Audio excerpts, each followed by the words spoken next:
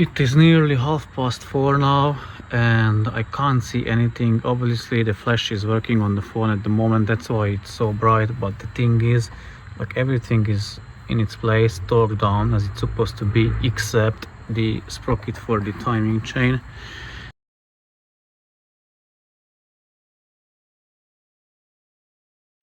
Good morning guys, on this beautiful winter day.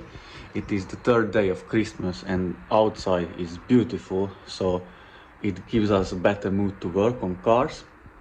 As you can see, the engine is removed from my brother's Audi, which is here.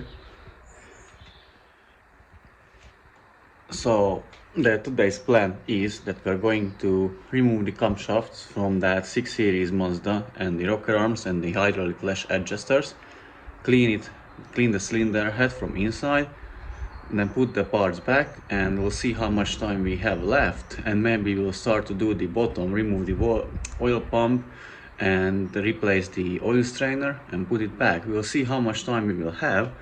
But without further ado, let me show you what's today's plan, so that you can see what's going to be done today. Okay, so let me show you the car I'm going to work on today. This is the Skyactiv 2.2 in a 6 series Mazda. I already had removed the wall cover.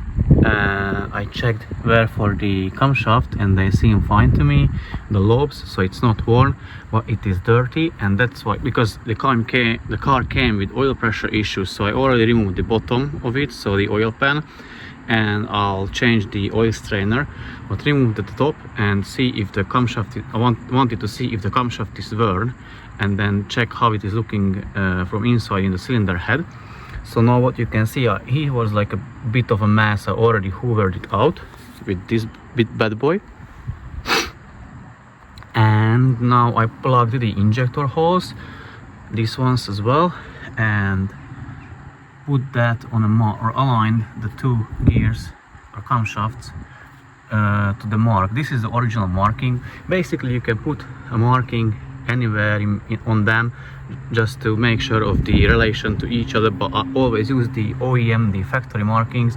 I just highlighted them because it is really difficult to see if they are this dirty. So highlighted them, put them on a mark, and basically that's how I'm going to remove them. So first I'm going to remove the oil shower, which is this thing, this one, 6 bolts, 1, 2, 3, 4, 5, 6, I think 8mm bolts, remove it, then hold the crankshaft here with a 23mm spanner and undo the bolt here. I'm going to put marking on this gear as well, and then zip tie it to the chain to the sprocket or the gear.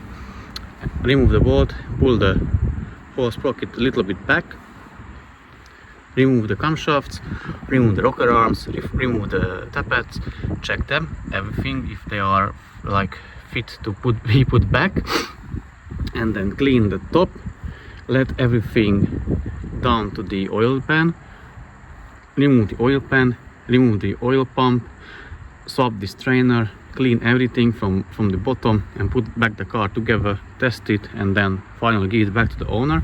So that's what's going to happen. Removing the shower, oil shower, the two camshafts, the bits and parts, and I'll report back once they are removed, and again I'll report back once everything is clean, so that you will see how it's supposed to look like after the cleaning. I now have removed the camshaft, both the intake and the exhaust, as you can see, and also from the exhaust side I removed the rocker arms, these ones. So you have these single ones, they are the same as on the intake side, and then you have these for the variable valve timing. And yeah, one was like really bad. We tried to clean it. If it won't be good enough, we have to replace it. And let's inspect the hydraulic adjusters. They seem fine to me, although if you can see the second one, like every second, because they were underneath the rocker arms for the variable valve timing, they seem a bit worn. So I'll remove them, obviously, each of them, and inspect them visually. And one other thing you need to check on them, when you take them out, and if you can compress them, that means they are soft. That's a straight replacement. Don't even try to clean it, get a new one. I think they are like 15 pounds each, so they are quite expensive if you want to replace all of them, because you have 16 of it. So yeah, but if you can compress them, replacement straight away, don't even think about anything else. So I'm going to remove the rest of the rocker arms, the tappets, clean everything from inside and check what needs to be replaced and putting back, and then after I'll put back the parts. Okay, I would say I'm nearly done with the cleaning. As you can see, it looks a lot more better. Obviously I'll need to still like brush those like few bits off, and I already cleaned the surface of the engine block, but I still need to like clean it from the residue sitting on it. But as you can see, it is already cleaned. So yeah, I just need to wipe that off, clean a bit more in here, but I only have one or the last of this stuff remaining, which is very good one. It's quite expensive, 10 pounds can, but it does the job perfectly. So I'll try to clean it a bit more with the brushes, and once I'm done with that, I'll hoover all the remaining fluid out there, and also my brother-in-law in the meanwhile is cleaning the parts inside the garage. So hopefully I'll be able to put this one back together, at least the top, and then I can carry on with the bottom with the oil pan. So yeah, let me finish the cleaning and I'll try to report back to you. Obviously I'll still need to clean the injector hose, but yeah, then that's it. Okay, so this is how it can look like after the cleaning. I'll still need to hoover the remaining fluid out from the cylinder head, which I will do. Then once everything is back together, I'll use a cheap oil first, run it, then add an engine flush, run that one as well, and then drain the oil and then put the new one. Also I'll recommend the owner, even though that he will have like a oil change 2 times in a short period of time, drive only maybe 1,000-2,000 miles and get the oil change just to be on the safe side. But yeah, this is the closest you can get to the clean if you don't remove like the whole cylinder head and clean it that way like properly. This is the closest you can get. It took me maybe 2-3 hours to get it this clean. And now after I sucked out the remaining fluid, I'll put back the parts, show you them to you as well, and then getting down to the bottom of the engine and doing the oil pump side of the things. Now let me show you how the tappets can fail, or what to look for them, or how to test them and check them. So there are 2 type of like defects what they can have. Yeah, so here is the first one. If you can see, now you can see that the top of the head is deformed. You see? So that is one way of them getting failed.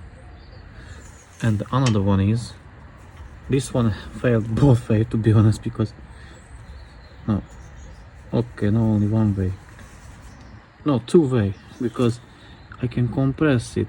Maybe not, you can see it like a tiny bit. I can compress it.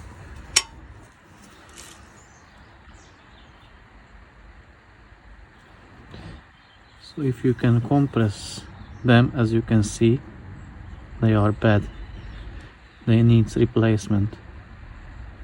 You should not be able to compress them. They should be like stiff or rock solid. I am giving the owner 4 brand new tappets or HLAs.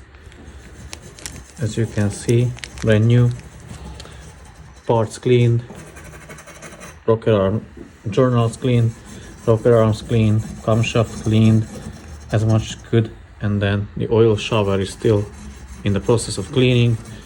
So I'm putting back slowly the parts, the HLAs, then the rocker arms, camshafts, so that can go that goes as a last anyway, so it's not that important at the moment.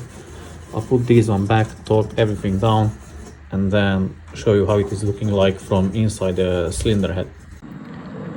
Okay, the two camshafts are in place. I looped the lobes and where the journals are. Now the top journals are coming, and then I'll put back them, tighten it in the sequence. So first, second, third, fourth, and this one is the fifth.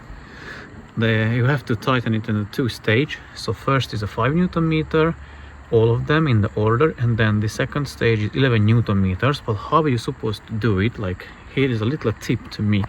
So basically from me, so put all the journals on, put back just the bolts, but don't tighten it, and start with just like a socket on the extension.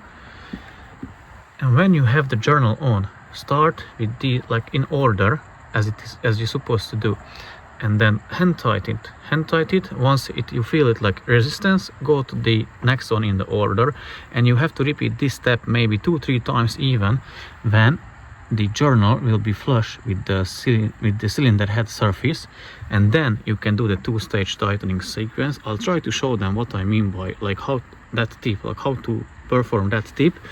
But yeah, we are on the mark, we are aligned, so yeah, that's good.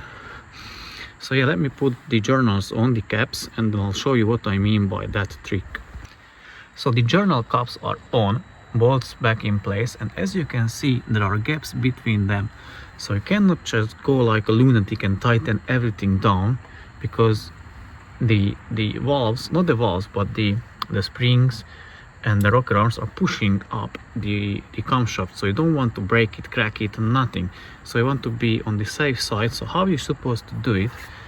As I said, go in order. So that one is the first. You can do, it doesn't matter, you can go intake or exhaust side, doesn't matter, just the journal has to be in the order. So first, second, third, fourth, and that one is fifth. So as I said, let's try with this, not try, but let's do it with this one, the close-up one. So I just hand tighten it all the way.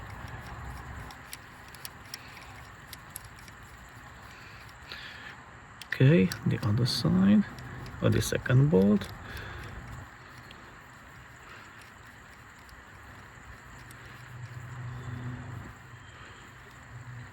Okay, now I start feel resistance on that side. I'll still tighten this one a bit more.